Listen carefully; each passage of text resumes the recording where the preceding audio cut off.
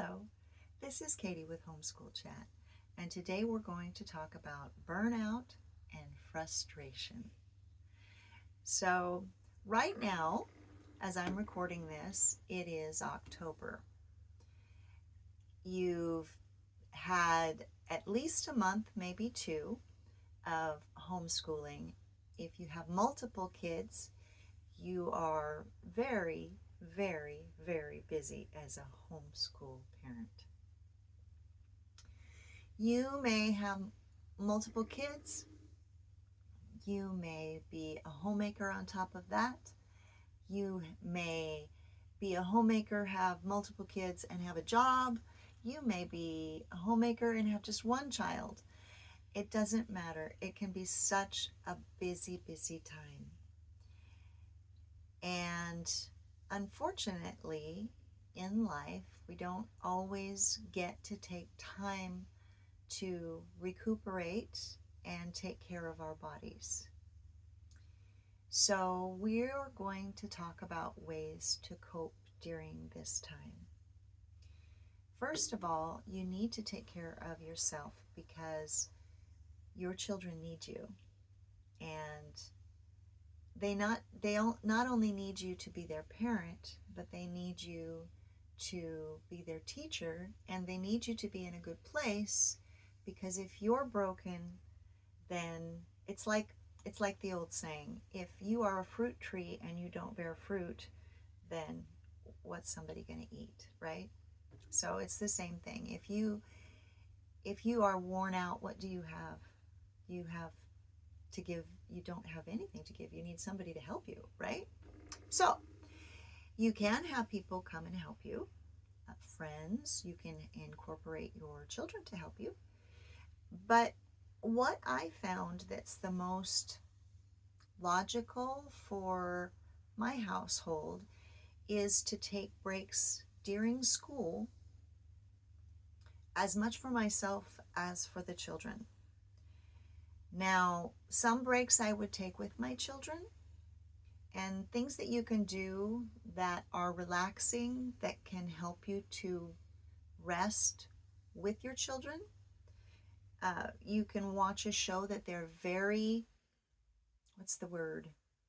Well, not just interested in, but they're very kind of engrossed in. You know what I mean? It takes all their attention. They're really into the show. So you can turn on a show that your children are very interested in, and you can sit with them. You can, depends on what you like to do. I would suggest that you don't just watch the show as a parent. I suggest that you have a cup of tea, have a cup of coffee, color. If you're into building models, if that's what relaxes you, you want to choose something that truly gives you rest.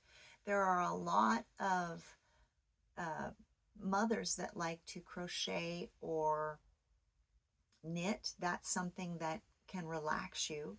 You want to choose something that can truly relax you. It relaxes your brain, gets you to think about that other thing, but not really. Just a way for you to rest. And in doing so, put your children in that environment that is good for you as a homeschool parent. So often we, as homeschool parents, try to take a break while our children are doing something, or we'll try to slip away and take a break. And what happened in my household was that the children notice immediately that you're not there and want to find out what's wrong with you or where are you at, or they immediately have a question for you. So you want to put yourself in that environment where you as the parent are resting, and if you bring your children into that environment as well, they're resting, so it's a win-win. What are some other things that you can do? You can put a puzzle together. It all depends upon how you and your children are. What is your energy level as a homeschool parent? What is the energy level of your child? Sometimes you can just tell your children or one of the younger ones to go outside and play, and you know that everything's going to be totally fine for 10 minutes. then use that. You have to actually think, though, about taking care of yourself. Now, if you're already in a burnout position, and for women, women tend to get emotional. Some women get angry, like you burnt the candle at both ends and just, don't cross me. I can't handle anymore. And some women get weepy. So if you're at that point, and men, from what I understand, they kind of just do the anger thing.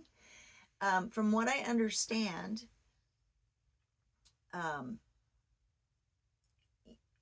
about this, you need to just find a way to rest, and not just that day, not just that moment, but find a way to rest consistently. So by now you'll find out, hey, I'm tired at 3 o'clock in the afternoon, but I don't take a break because my kids are doing this. Take that break in the afternoon and start making it a routine. Sometimes you can keep your kids in class. It depends on your child.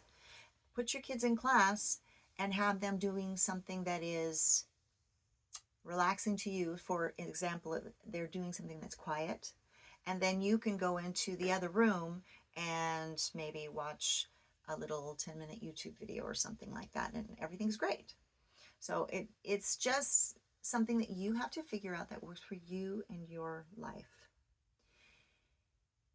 If you've gotten yourself to a point where you feel like you are not a success, you feel like you are so overly tired, you're dragging yourself up in the morning, and you are also dragging yourself to bed at night, then you should consider a smaller workload.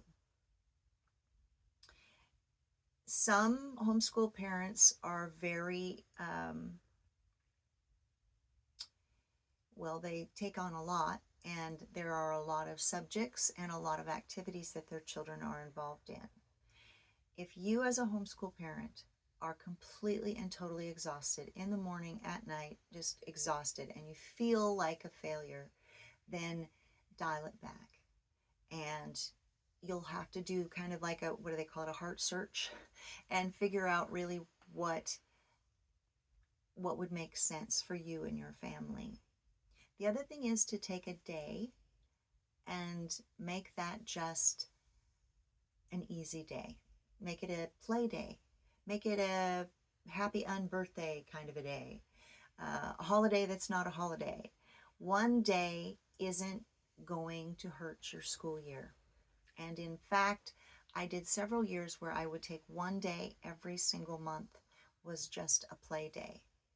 Now, in order to make that work for you as a burnt out, frustrated parent, you need to take control of that time as well.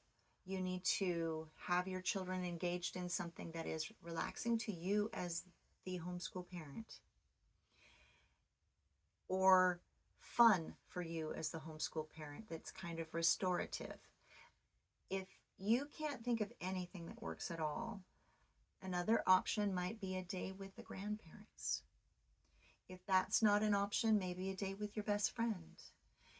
If none of that is an option, you do the best that you can. You think of things that your children love to be engaged in, that they spend time in for long periods of time, that they really are involved in. And that day, because you are so worn down, that day you let them do that. And then when they get tired of that, or when that isn't working, you find another activity that's like that, so that you can rest. Sometimes it's a 10-minute power nap. Sometimes it's just not being constantly interrupted. And that's the other thing. If you're making 3 meals a day, dial down the fancy. It all depends on what kind of household that you have, but you could do cereal in the morning. You could do supper at night and do it like a breakfast burrito at night for supper. You could do sandwiches for lunch. One day isn't going to matter. Okay? So